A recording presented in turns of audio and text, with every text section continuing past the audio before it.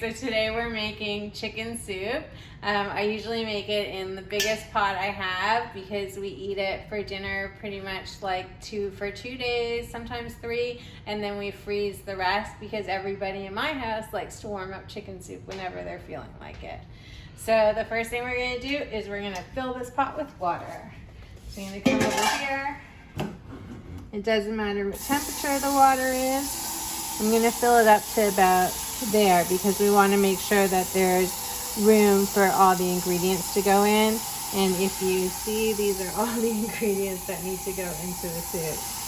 So after we put up the soup, it's going to need to cook for about 2 hours. So the next thing we do after we put up the soup is we make the matzo ball mix. You don't have to make matzo balls when you make chicken soup, but of course they're delicious, and why wouldn't you want to make matzo balls when you're making soup? So my family, we like matzo balls and pasta, double the starch. So yeah, that's what we're gonna do. So we keep going. I'm very blessed to have this sink where I could just pull the faucet over. Makes it much easier than what I used to have to do, which is hold the pot. And it gets really heavy with all this water in it. So,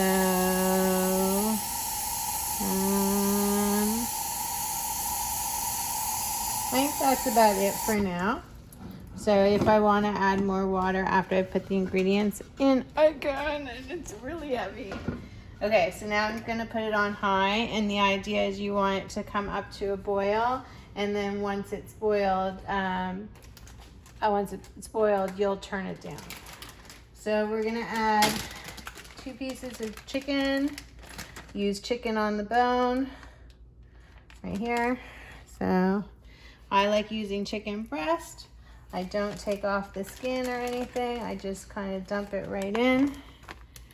There we go. And then what we actually do is that once the soup is cooked, I actually take the chicken off the bone and I put the chicken back in the soup and I discard the bone because I always worry about somebody choking on a bone, and I never want that to happen. All right, next I need a cutting board and I need a knife. And we're going to start adding vegetables.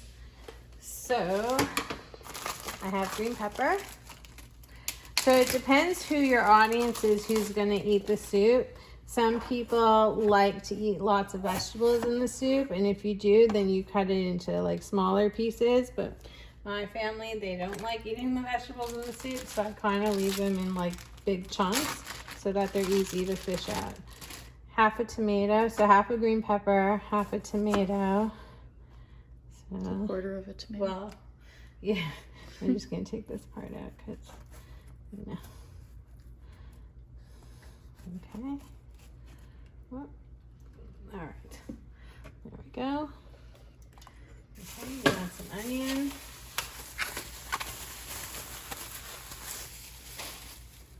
Use a whole onion. Even people who don't like vegetables in their soup, they usually like onions in the soup. It's just the kids that they don't like the onions because, I don't know, it tastes funny in their mouth. It has a funny mouthfeel usually. So of course, you're going to peel the onion. And then because the soup takes so long, you don't really have to cut anything into small little pieces. I mean, you could if you want to, but it's completely unnecessary. So I'm just going to actually quarter this and put it in. And sometimes that happens. Today is a day. Sometimes you just have a day that nothing goes right. And that's kind of what's happening today for me. That is okay. So, looks like I'm going to have to do some cleaning after we're done with this. That's okay. Okay. So, more onion. Stick it in. Okay, now we have some celery. Dahlia went and bought the ingredients, and so she bought celery hearts. But typically I actually use celery, not celery hearts, because it's cheaper. Whoops. That's okay. How would you know if I don't tell you, right? So you're gonna wash them. Lots of buds live in celery. You want to make sure you wash them pretty good. Then you're gonna cut off the ends. And cut off these ends.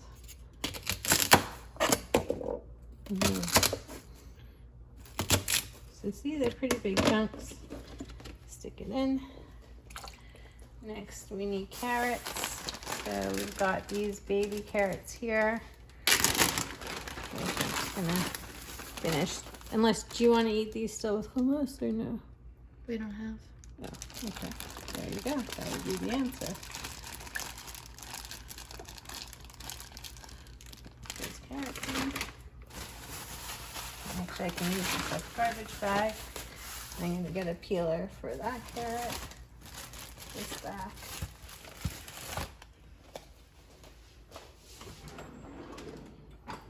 Peeler. I'm going to peel some carrots. Oh, and here come the stars of the show. Jasper and Speckles. Thank you for watching them. Thank you. It's hot up there. Alright. So, when you're making soup, nothing has to be perfect. In fact, in restaurants, most of the soup is like, you know, the stuff that they didn't use, they then mix it together to make soup. It's a way a lot of people use to like save money from ingredients and stuff like that. So, one more carrot. Carrots. Whoa.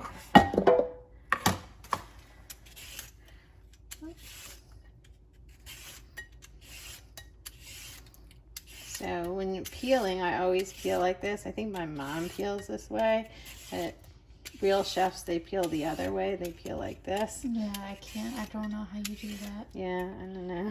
I've always done it that way. It just is so. I'm strange. What can I say? I like being strange. So, there we go. Carrots. Next, we have turnip. Oh, you didn't get parsnips. You need to put that on there. I didn't. No. You said parsley. I did say parsley. I guess I forgot to list the parsnip. So, again, like you don't need like every ingredient to make soup. The more vegetables you put in it, the more flavorful it gets. So.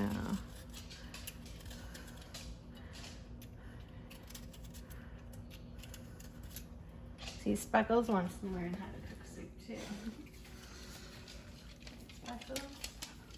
Alright, so peel the turnip. I'm just gonna cut it in half and dump it in. Okay, next we need some garlic.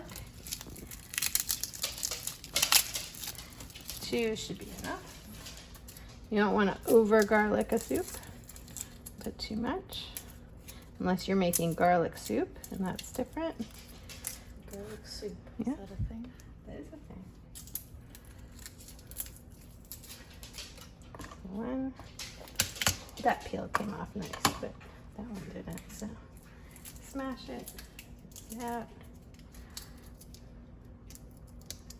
There we go.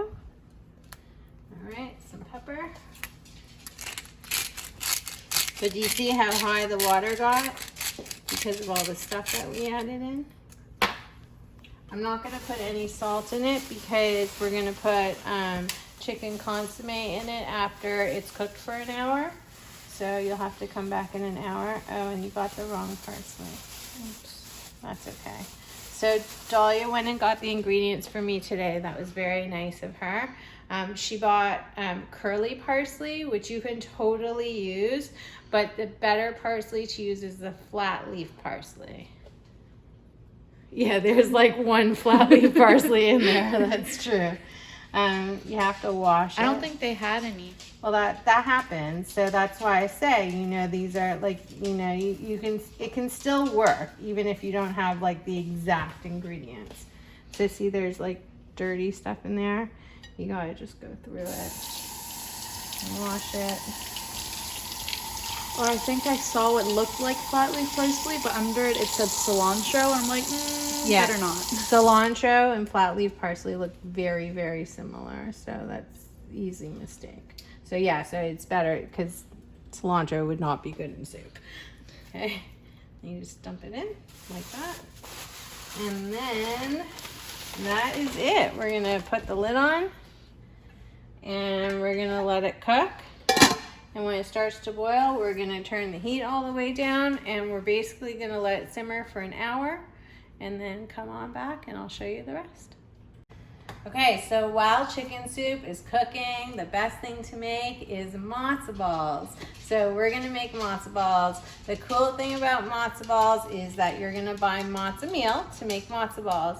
And on every single container of matzo meal, there is the recipe on the back on how to make matzo balls, and they're all pretty much the same.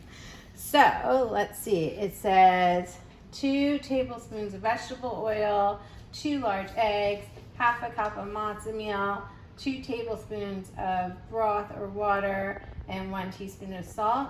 I'm going to double that recipe because we like matzo balls in this house. So we need 4 eggs. I'm gonna do the eggs first. And the interesting thing about matzo ball dough is that it's really important to refrigerate it before you make it. Perfect. So 1, 2, is fine too. And then 1 more, 4. Perfect. All right, so we've got the eggs. The next thing is we need the matzo meal. So we're gonna put in a cup of matzo meal. This is a half a cup measure, so I need 2 of these.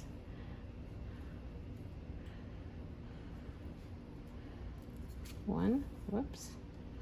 I always make a mess. Making a mess is just part of it. 2. And again, remember with cooking, nothing has to be exact. All right, now we need oil and eggs. This one says tablespoons, so let's get out the tablespoon. So the recipe calls for 2 tablespoons, so that would be 4 of these, and we're doubling it, so that's 8 of these. So, yeah, like that math? 1. I feel like count from Sesame Street. 2, 3, 4, 5, 6, 7, 8. Oh.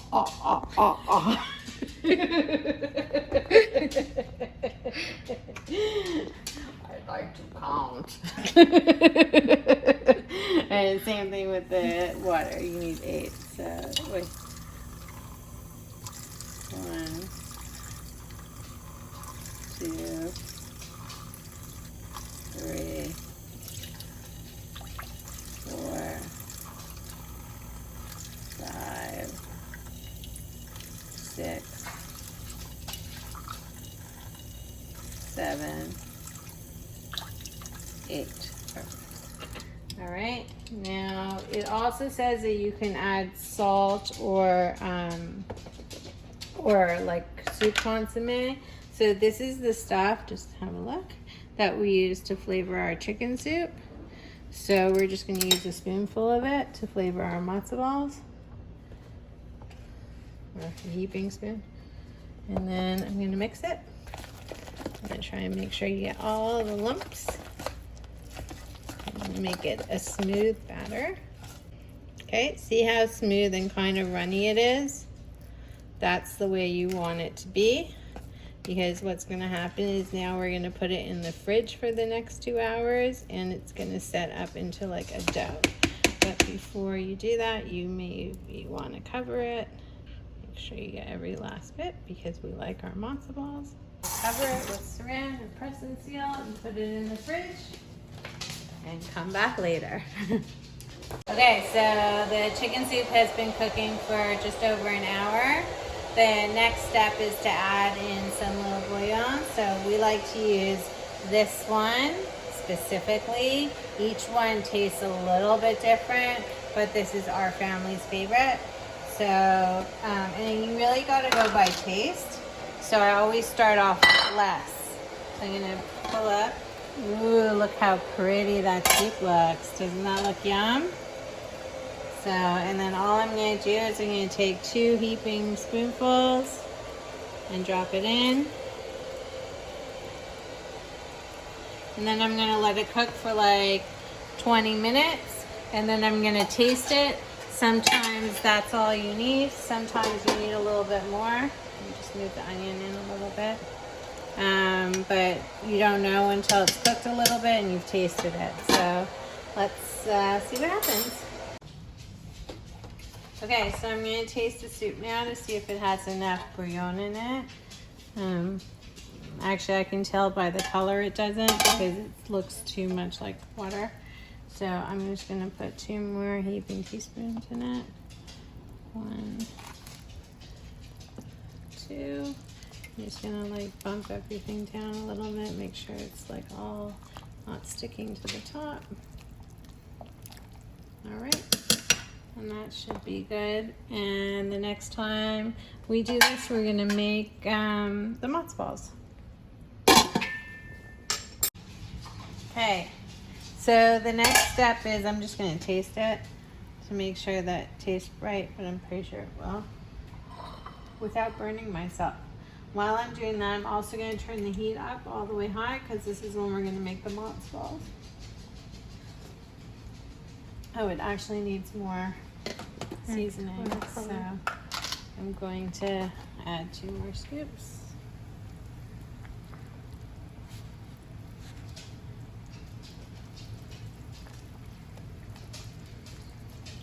There we go.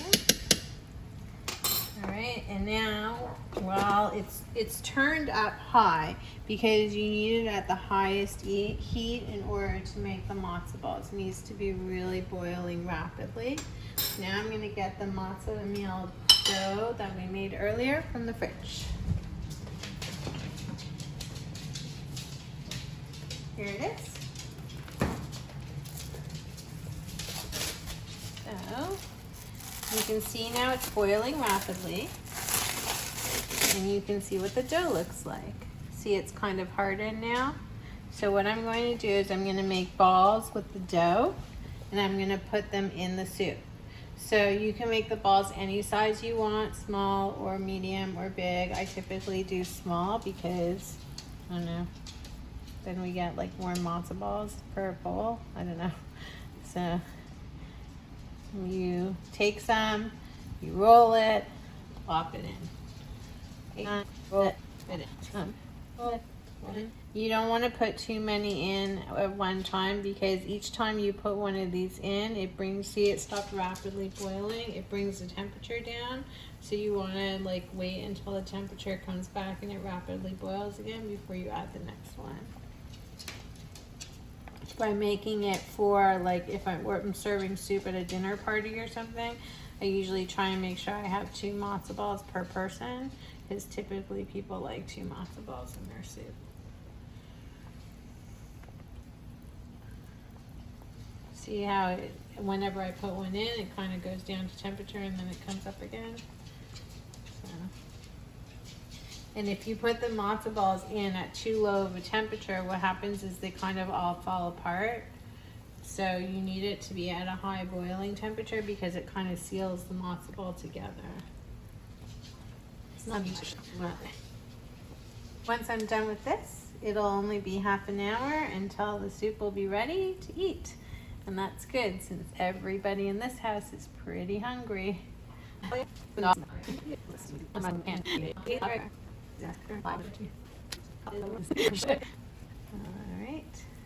so it looks like we're gonna get 2 or 3 more and then we'll be done.